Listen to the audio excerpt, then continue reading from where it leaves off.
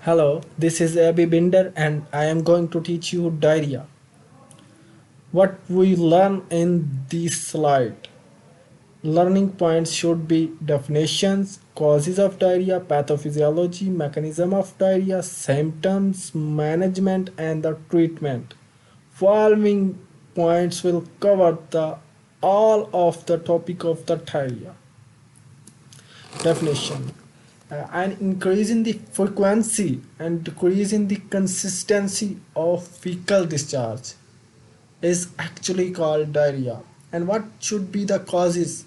Most cases acute diarrhea caused by viruses, bacteria, protozoas, and generally it is self-limited by protozoas. What should be a pathophysiology? It is the imbalance in the absorption and the secretion of water and electrolytes. It is the actual imbalance in absorption and secretion.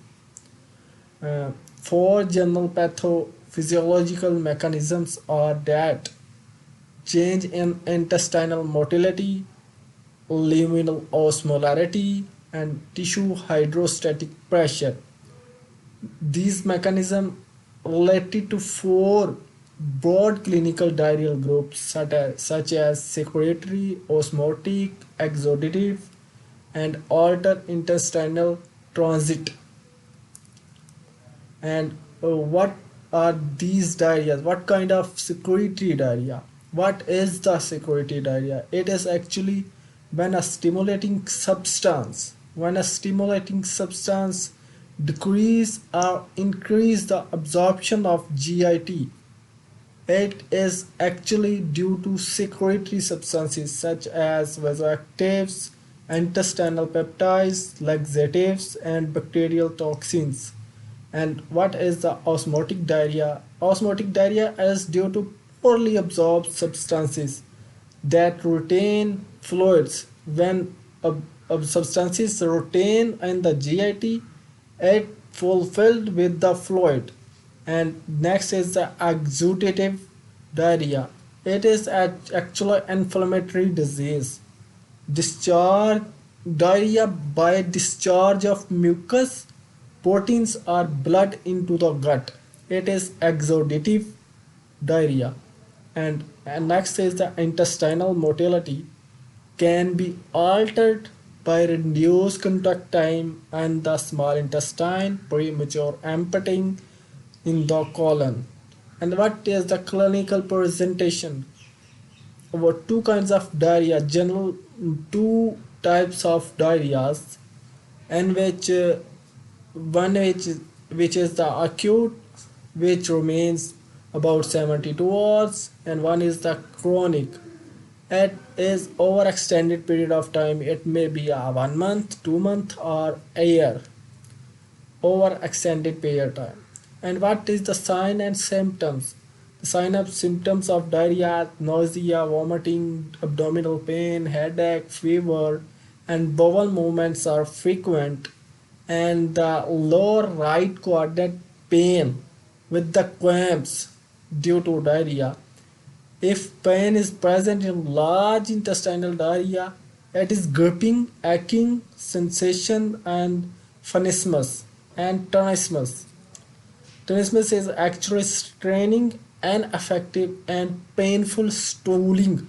Painful stools are formed. And what's a chronic diarrhea? In chronic diarrhea, weight loss and chronic weakness are important findings. And what should be a treatment? Management of diet is the first priority.